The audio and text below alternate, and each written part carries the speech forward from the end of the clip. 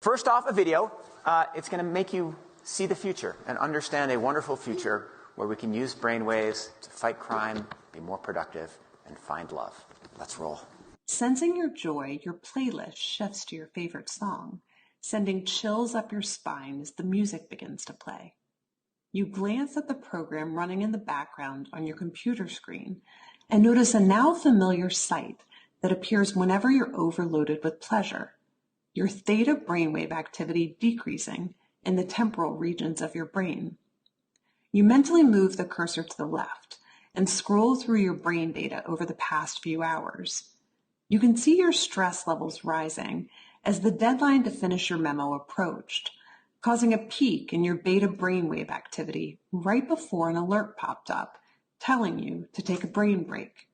Your mind starts to wander to the new colleague on your team, whom you know you shouldn't be daydreaming about, given the policy against intra-office romance.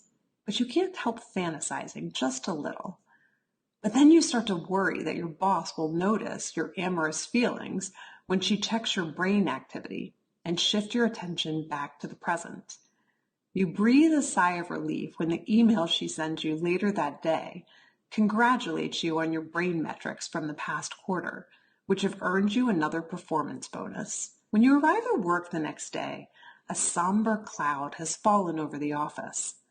Along with emails, text messages, and GPS location data, the government has subpoenaed employees' brainwave data from the past year.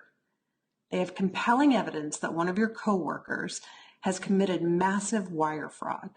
Now, they're looking for his co-conspirators. You discover they are looking for synchronized brain activity between your coworker and the people he has been working with. While you know you're innocent of any crime, you've been secretly working with him on a new startup venture.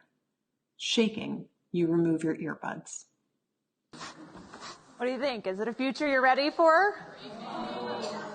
You may be surprised to learn that it's a future that has already arrived.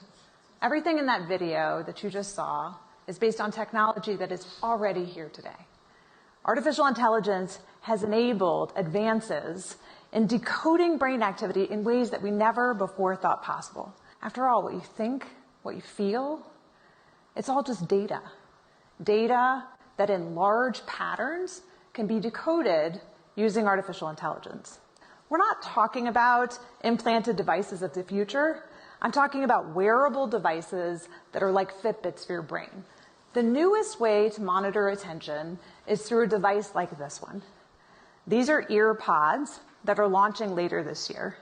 These ear pods, much like the video you watched earlier, are ear pods that can pick up brainwave activity and tell whether or not a person is paying attention or their mind is wandering. Okay, well, you might think, fine, but even if we can tell whether a person is paying attention or their mind is wandering, you can't tell what they're paying attention to. You would be wrong. It turns out that you can not only tell whether a person is paying attention or their mind is wandering, but you can discriminate between the kinds of things that they're paying attention to. Whether they're doing something like central tasks, like programming, peripheral tasks, like writing documentation, or unrelated tasks, like surfing social media or online browsing. When you combine brainwave activity together with other forms of software and surveillance technology, the power becomes quite precise. So what do we do with this? What do we do with technology that enables us to monitor brainwave activity for attention? Do we embrace it? Do we resist it? I believe that there is a pathway forward with such technology. We might soon even use the technology to help people wake back up. This is a haptic scarf that MIT Media Lab has developed, which uses brainwave technology in a responsive way to give a person a little buzz, literally, when their mind starts to wander, to help them refocus and hone their attention. I'm giving you the positive use cases because what I don't want the reaction to be is, let's ban this.